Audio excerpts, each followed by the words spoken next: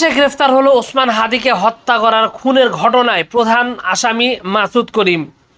ওসমান হাদিকে খুনের ঘটনায় জড়িত প্রধান দুই আসামি কলকাতা থেকে গ্রেফতার করা হয়েছে। আটককৃতরা হলেন রাহুল ওরফে ফয়সাল করিম মাসুদ এবং আলমগীর হোসেন।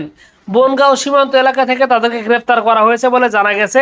খবর পশ্চিমবঙ্গের গণমাধ্যম এই সময়ের তথ্য মতে 12 ডিসেম্বর রাজধানীর পল্টন এলাকায় মোটর সাইকেলে আসা হেলমেট পরিহিত দুর্বৃত্তরা ইনকলাব মঞ্চের মুখপাত্র ওসমান হাদিকে গুলি করে এবং এতে তিনি গুরুতর আহত হন।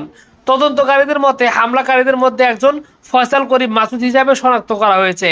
অন্তর্বর্তী সরকার তাকে গ্রেফতারের জন্য 50 লক্ষ টাকা পুরস্কার ঘোষণা করে।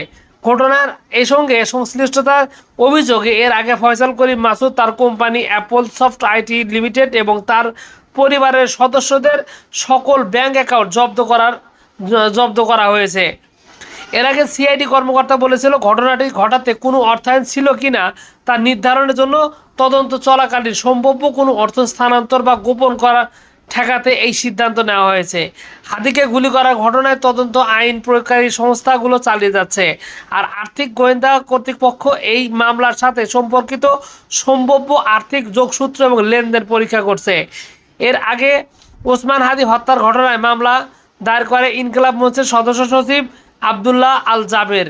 মামলাটি তদন্ত করে 6 জানুয়ারি 17 আসামির বিরুদ্ধে আদালতে অভিযোগপত্র দিয়েছিল ডিএমপি গোয়েন্দা শাখার ডিবি।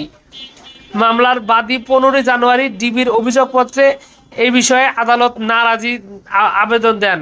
এর প্রেক্ষিতে সেদিন আদালতের মামলাটি অধিকতর তদন্তের জন্য সিআইডিকে নির্দেশ দেন এবং প্রতিবেদন দাখিল করতে বলেন। তবে এবার মামলা তদন্ত প্রতিবেদন দাখিলের সময় 6বার পিছিয়েছে।